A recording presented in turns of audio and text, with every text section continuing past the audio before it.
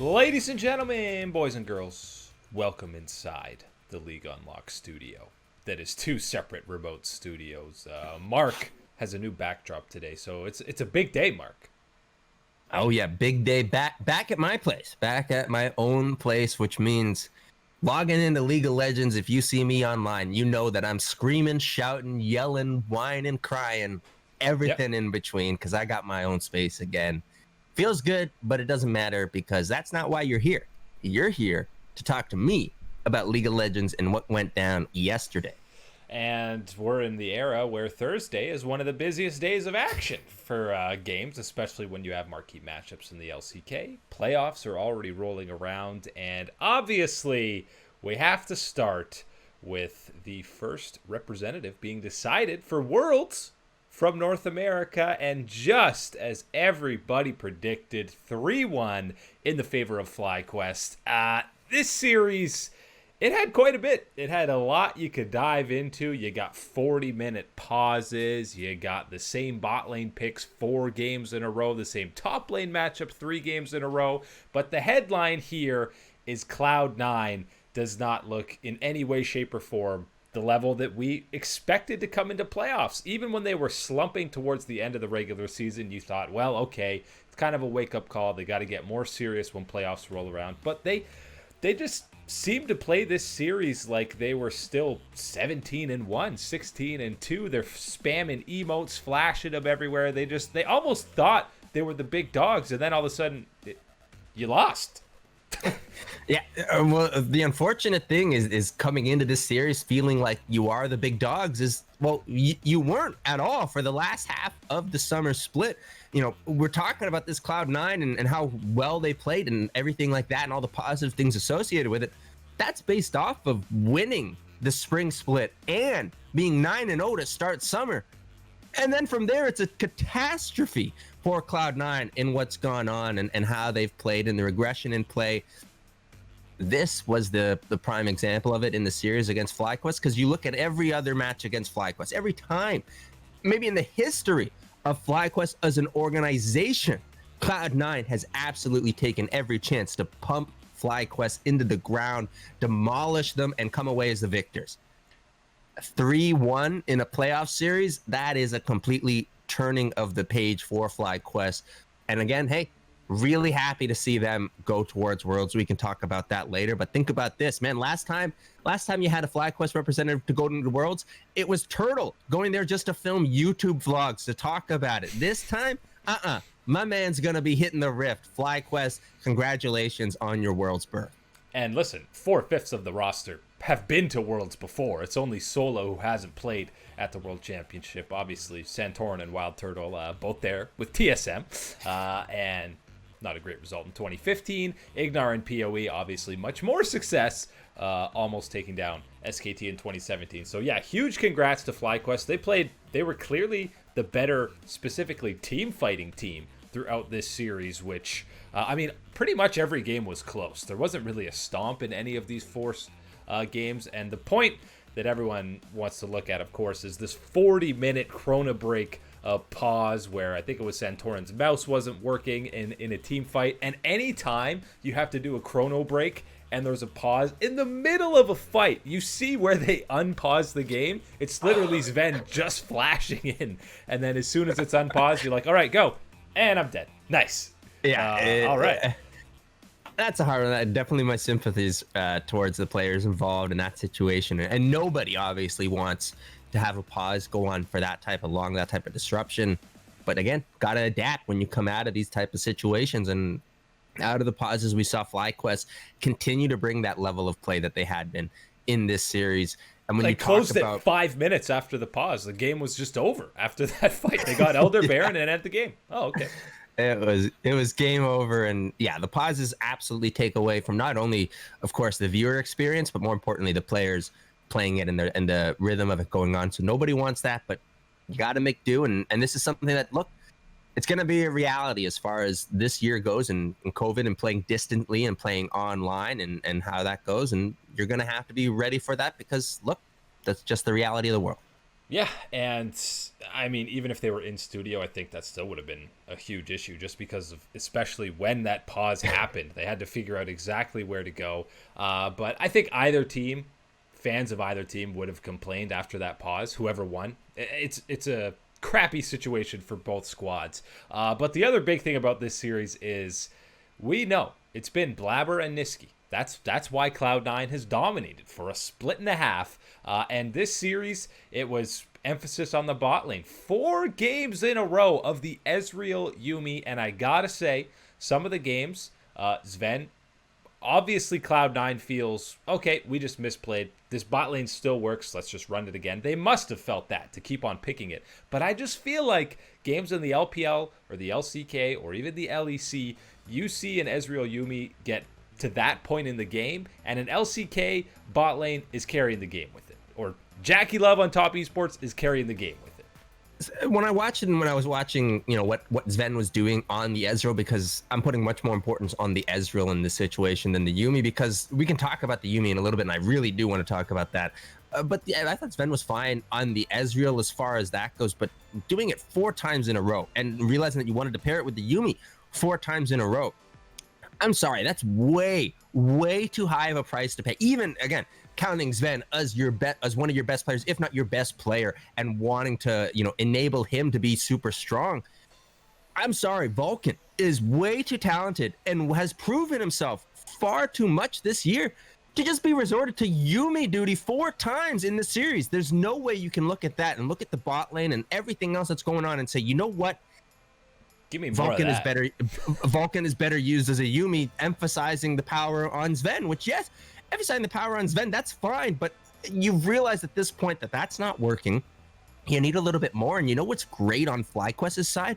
Man, Ignar is always there to make that engage and get that hook on at the right time. Things like that. Man, we've got a pretty damn good support in Vulcan. Might as well let him do that. Oh, he's just a cat. Sorry.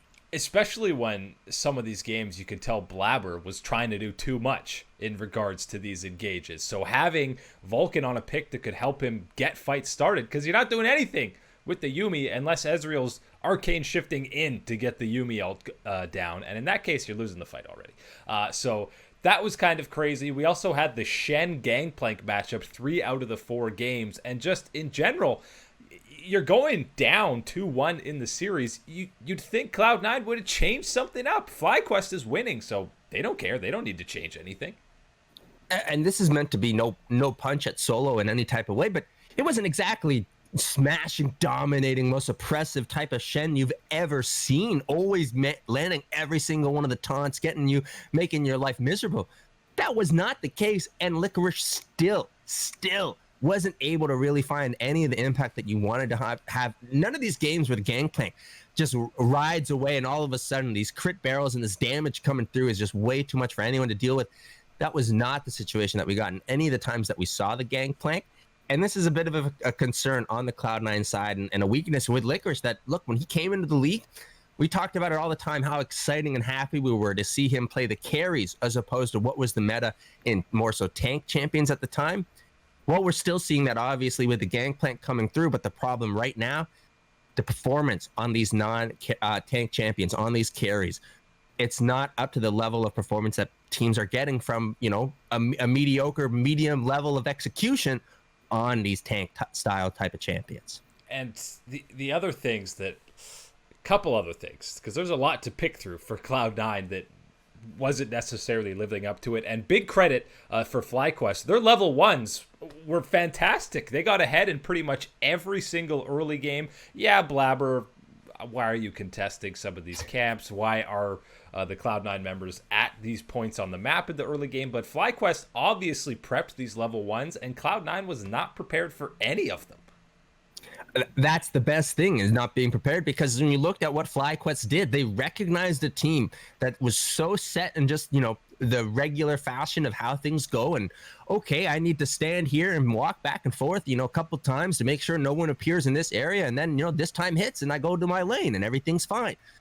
That's not how it should be at this time. It needs to be a little bit more proactive. You need to be more aware. And again, it's just doing your routine almost and just running through the motion. And especially once I'll allow it. Once, man, you know what? They snuck up on us. They got us with it.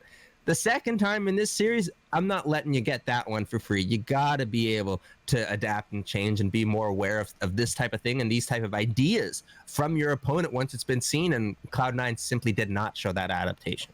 And the last thing, yeah, they didn't adapt to it, weren't prepared for it.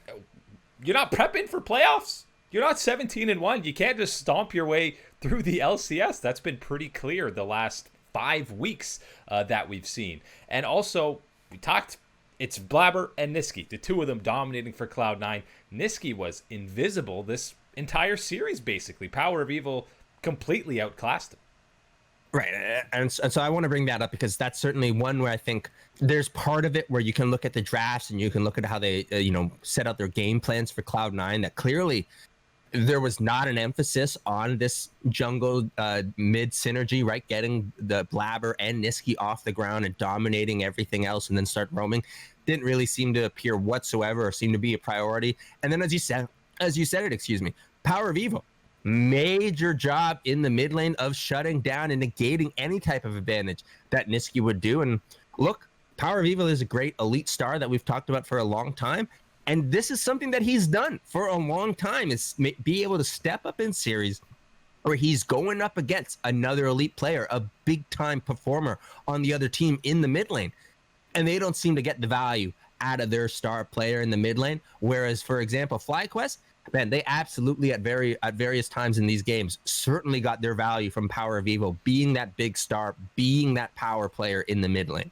You've heard it's just a Sivir comp. Well, now we've got, it's just a Malzahar comp. Just press R, man. That's all you got to do. Hey, good enough for Crown. It's good enough for me. It's good enough for PoE to win that game 4. So, yes, Cloud9, they're not out yet. They're still in the losers bracket. But FlyQuest guaranteed top 3 now. So, they're off to Worlds. And listen, we've had TreeQuest. We got SeaQuest. What are they pumping out for Worlds? Because it's got to go to another level when they head over there. I don't care what it is, but I'm really happy about this story because this whole year has been about, a really loser brand in FlyQuest to start the year that no one cared about. There was no reason to care about it, and nobody did actually really care about FlyQuest. So now that you've got this brand, that you've established this, the charity aspect to FlyQuest, SeaQuest, these type of TreeQuests, whatever it is, they've got that going for them positively. And now you got the players performing. You got the community behind you. This is going to be a big wave for some FlyQuest fans to join through. And hey, hitting the international scene, getting on that stage, even bigger opportunity to keep growing that FlyQuest brand.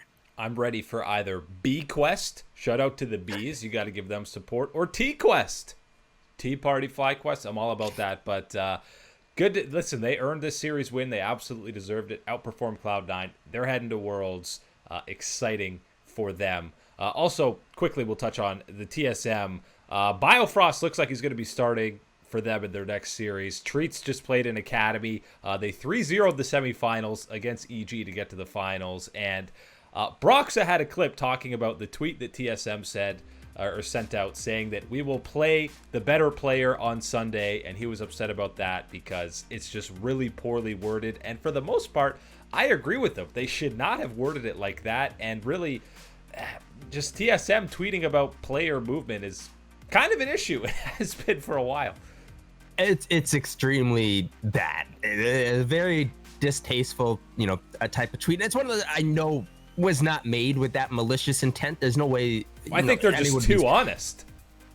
Yeah, there would be nobody stupid enough to be brazen like that on the TSM account type of situation. But man, to have it like that, and again, everything around TSM and around these players, and to put it out like that in this type of situation, and let alone everything else. But hey, man, I'm just saying, whichever one of these players plays the best in an extremely high pressure performance situation, that I'm going to put even more pressure on you now to perform. Yeah. Well, that's the one we're going to go with. Like, and by the way, what are you doing? The one who we don't choose, you're basically dead to us, and you will absolutely not be on the roster next year.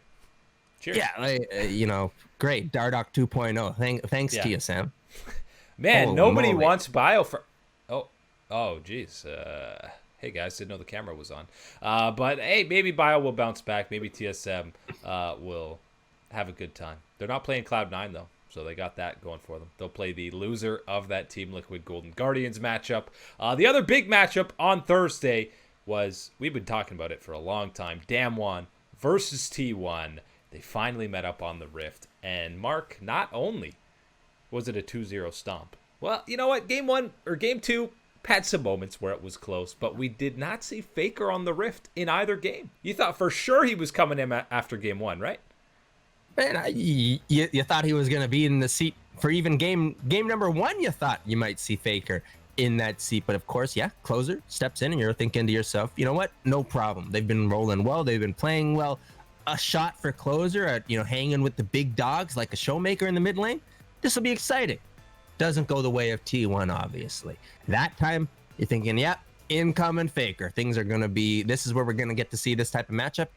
No Faker to be found. He was obviously at the arena. Yes, he was there, and I don't know what the decision really was on to stick with closer in this one, but that seems to be the path forward for T1, and that's going to be an interesting call moving forward after this loss now to see how they adjust and change from here. Because right now, the way it looks, I think you're looking more so towards a system where easy Hoon and Faker. You might see Faker take that type of role.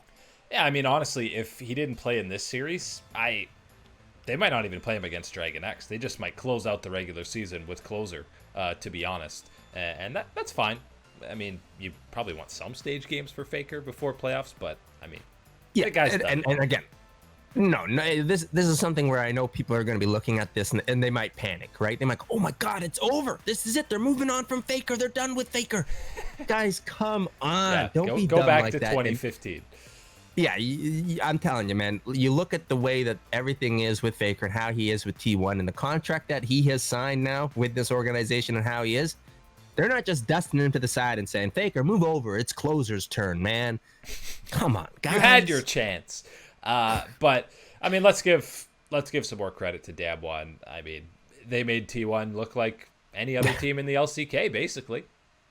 Yeah, they made them look middle of the pack, and as far as what we have seen from T1 this year, and then let alone obviously a bit of a slump, and then a rejuvenation in this summer with closer in the lineup, they are not a middle pack tier as far as what they bring to the table and how they play. So for Showmaker and Damwon to dispatch them in that manner, yeah, that definitely sticks to how much power Damwon is carrying with them right now, and they cannot wait for the championship rounds to come around sooner and get their chance for Worlds, because this is the form, this is the hot hand that they need to be keeping with them. Yeah, 9 in a row. 9 wins in a row for them. And 14 out of their 17 series this split have been 2-0s. 2-0s! They're not even going to Game 3. They didn't do it against T1. Game 1 was an absolute smack job. It was destruction. What we've seen out of Damwon all split. Game 2... I've seen a lot of people flaming Cuz hard for this game, for the one Baron engage where he's way ahead of the team. But guys, Damwon's already in control of that game. It's not like Cuz waits 5 seconds to go in and then T1, they would have won the game for sure.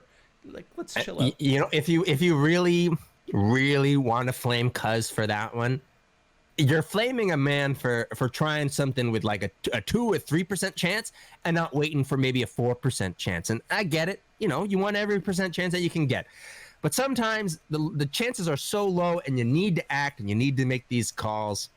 That's what happened with that one. And of course, doesn't come up in the favor of Cuz or T1, and people want to flame. But my man, there's a lot more going on there than just meets the eye. Yeah, Damwon was just fully, maybe not fully, but heavily in control of that game. 2-0. Maybe didn't quite live up to the hype that we had for this match with 2 big win streaks coming in, but Damwon just cuts down another opponent.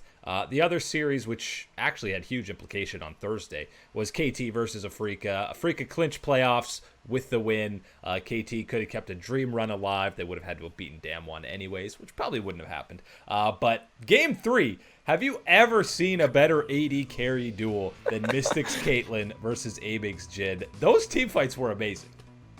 And, you know, again, what I love about the LCK is you're looking at the fight for the bubble, right? Fighting to get into that type of playoff spot. And, man, you're talking about 2 ADCs and Aiming and Mystic dueling it out for that. And this was one of those clips where this is one of those ones where you got to watch it. This is one of the 2 or 3 that you come out of the week and you say, man, did you see that? Go ahead, search up Mystic versus Aiming duel. and watch the Baron steal that Abig had with the Oh curtain no. call. No, not that one. Don't do that. Don't do that. There's a lot of Oh. mistakes that you can look at Afrika. I guess they can't quite count to 4. Forgot that there's another bullet coming in. But that is a hell of a shot that Abig does to wanted curve that around a couple of Afrika members. Bro, it was beautiful, beautiful shot there coming through that fourth one. Always gotta be looking out, gotta be counting for that one, because that's the big one, man. That's that big daddy-o damage. And now that KT are eliminated from playoffs, they're gonna beat Damwon in their last match. It's gonna happen. It's almost guaranteed now.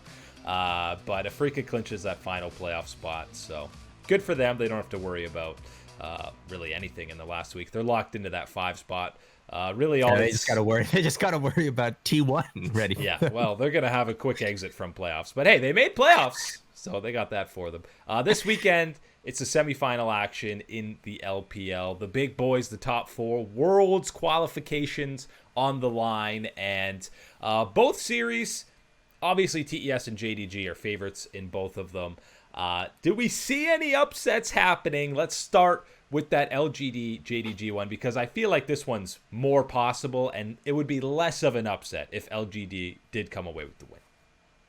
Right, and this is not meant to be anything against Suning in comparison when they look up in their matchup, but I feel, yes, JDG has shown us some amazing form and some amazing level of play this summer split, but as far as LGD goes, they've matched up at times. The level of play that they've brought they played in a close some of their series earlier in the split.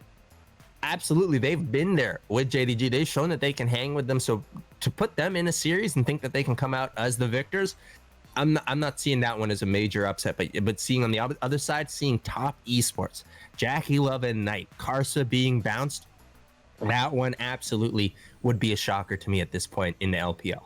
Yeah, and for the LGD JDG one, they played back in week 6, which is not peak win streak for JDG and not peak performance for LGD either. But it did go the distance to 3 games. And in that series, Peanut played Trundle in 2 out of the 3 games.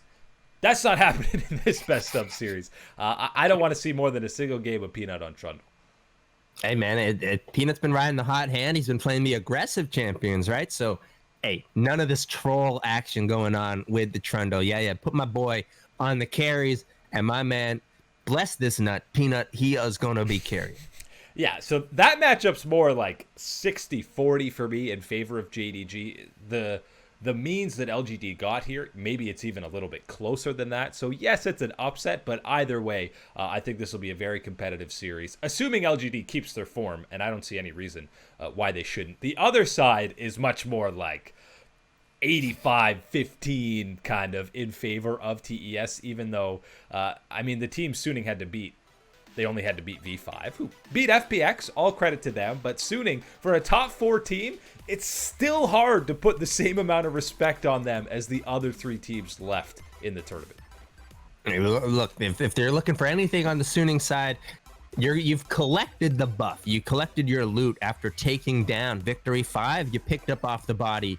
You picked up the token, the little token that they got for taking down top esports in the regular season. So that's what you're holding on to. You're going to cash that token in, try to get one of the 3 wins that you need against top esports. And then it's up to you and RNG to find a way to get those 2 other wins you need against this squad, because I tell you what, you might need some RNG Jesus on your side to get by top esports, to get by Carson Knight in that mid jungle, and then of course Jackie Love down on the bot side. And yeah, I was saying Jackie Love, and we're talking about this big power, yes, not just off of the names and what they've done. I'm talking about, man, these guys have been off for the last couple of weeks. They've been prepping, they've been in that hyperbolic chamber, they've been ready, waiting, sleeping and getting rested for this big matchup against Suning. And you better believe the top esports, these guys, they want to put on a bit of a statement to say, look, you're going to be going through the rest of the LPL playoffs. This is the elite level of power that you're going to come up against. And if you're from the outside looking in, this is the power of one of the top teams of the LPL. That's what top esports is. And we've talked about TES for what seems like so long, being at the top of the world rankings, top of the LPL, that you're almost like, well, maybe they let up and slack off a bit. But really, it's been not even a full split, almost like a half split or a split and a bit that we've talked about them, and they still haven't won an LPL title. They haven't been to Worlds, so it's not like they're burnt out from being at the top. They still have so much to prove, even though we've been talking about them at the top for so long. They haven't actually, other than winning the midseason cup, haven't won domestically, haven't qualified for Worlds. They got a lot to prove still. And especially, and then you've got, established players on that roster, players that have won big time before. You have Karsa, you have Jackie Love, but just because they've won once before and now are with this group doesn't mean that the hunger's not going to be there. That type of fire. Of course not. You better believe that they're looking to get back there to those championships, and everything with Top and how things ended in the LPL summer. And again, that's the stress on this break, this time off. Of course, yes, rust can be one of those factors, but knowing this team and how these players have played, I'd be far more willing to bet on them roaring out of the gates with fire as opposed to being rested up after this break. I just can't see Knight letting this team lose before qualifying for Worlds, because it's, again, that one best of 5 for both them and GDG. They get to the finals, they're in for Worlds, and you want to see both of those squads head in there. But lots of LPL action over the weekend. We got T1 DRX on Sunday. The LCS and LEC playoffs are back as well. Real quick, Mark. Schalke Miracle Run's continuing, right? I love my boy Crowny, but it's got to be all about that Schalke Miracle Run. It's got to be all about Schalke. First round of the LEC also Saturday, Sunday. We'll be back on Monday to recap all the crazy playoff action that happens. That's all the time today for League Unlocked. Thanks for chilling out, Max, and relaxing all cool. We'll catch you guys and gals on the Flippity Flop.